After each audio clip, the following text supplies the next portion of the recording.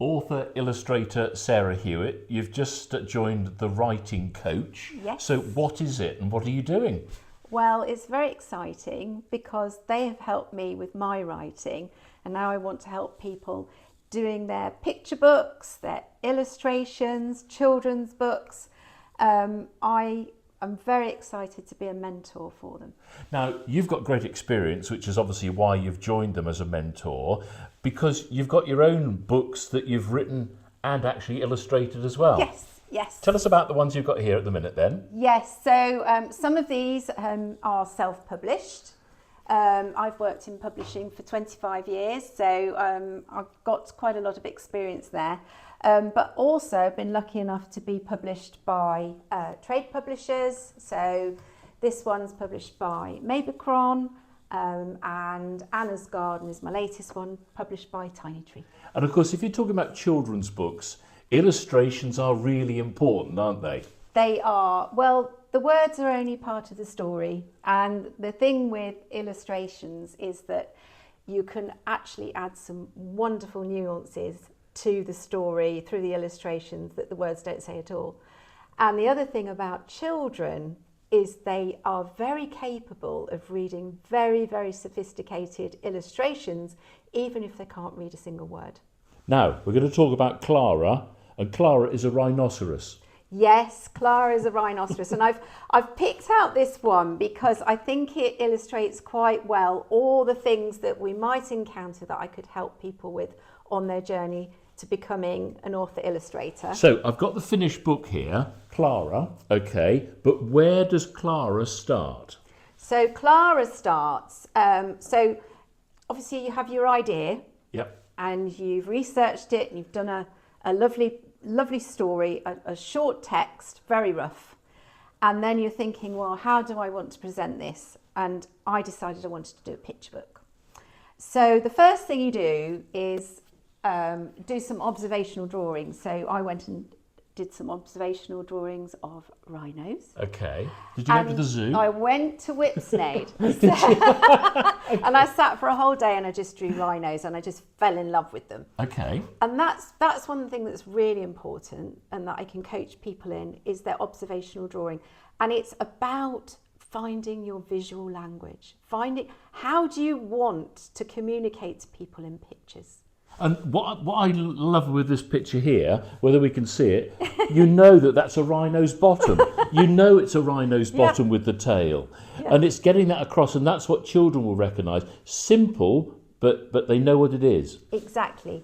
And you can only create your own visual language if you've got something to work with up here. So observational drawing, doing lots of observational drawing, creating sketchbooks. That's something that's very important in your first part of your journey. Okay, so from the sketches at the zoo, where do you go next?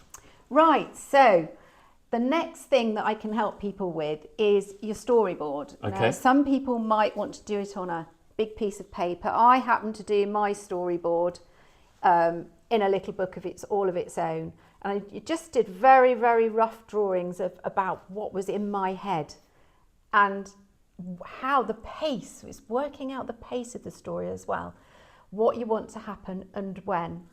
And this evolved. I mean, my story isn't exactly the same. My book that turned out is not exactly the same as the storyboard, but it evolved. And that's something else that I can help people with, to put their ideas down in a very rough way and work out the pace of the story, how long it's going to be, what's going to happen, and how the illustrations are going to interact with the words. Do you need the basics, a beginning, a middle and an end though? Have you got to have that in your head? Yes, absolutely. You've got to have something that's going to hold kids' interests, of course. Exactly. Yeah. So that's the storyboard. What are we then looking at here? These more detailed illustrations. And that looks like the front cover. That is the front cover. So this was a battle for me, and I've did it as part of a master's degree, and I learnt an awful lot about creating my own visual language by what I learnt on that course, and that's what I'm hoping to help other people do. And you'll see with all my books, So with Anna's garden, with the sleeping garden, the visual language is very, very different. Yeah. But they all started with observation. And building a memory bank of images that you can then draw on and that you can draw really easily. So these pictures started off because I'd been to Whipsnade and I'd drawn rhinos. I could just draw them because I knew how they were put together. That looks like Venice to me. This is Venice. It is Venice. It is there Venice. we go. Because Clara was a real rhino. Really? She was, and she travelled all over Europe when people didn't know what a rhino was. She was a superstar. Wow. Yes. So I could imagine how would she travel, where would she be, you know. And Rhino on a gondola. Rhino on a gondola. I should think it was very low in the water. I think so. So you've got those, you put those all down together. How does it then become the finished book? Do you send that off to the publisher? What do you then do? Well, this is where I can help people because I did it all myself. Really? Yes. So from there, the rough drawings then become your final drawings. Right. And that is another thing, is that often people get stuck in one of these stages.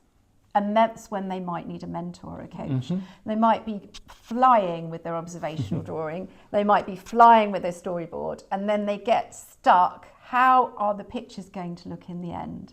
How do we transition from these to this to this? How do I want it to look? And it can take lots and lots of work. And sometimes it's a happy accident. And sometimes you'll think, oh my goodness, I've done it.